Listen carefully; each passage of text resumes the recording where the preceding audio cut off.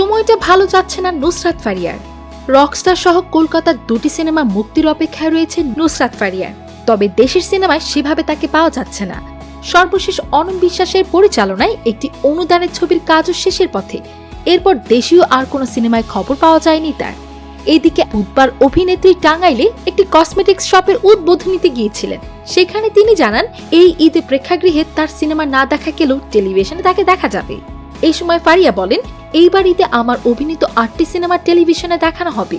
ছোটবেলায় দেখতাম শাবনূর, মৌসুমী, সালমান শাহের সিনেমা ঈদের টানা 6-7 দিন দেখানো হতো। আমিও এই ক্যাটাগরিতে পড়েছি, খুব ভালো লাগছে। কিছুদিন আগে অসুস্থ হয়ে পড়েছিলেন নুসরাত ফারিয়া, ভর্তি ছিলেন হাসপাতালে। এরপর সুস্থ হয়ে বাসায় ফিরেন। এ প্রসঙ্গে নায়িকা বলেন, আমার সময়টা ভালো যাচ্ছে না। কিছুদিন আগে আমি নিজেই অসুস্থ হয়ে হাসপাতালে ভর্তি ছিলাম। এর বাইরে অভিনেত্রী জানান, এর মধ্যে নতুন 2টি সিনেমা চুক্তিবদ্ধ হয়েছেন তিনি। ঈদের পর সেগুলো শুটিং শুরু হবে।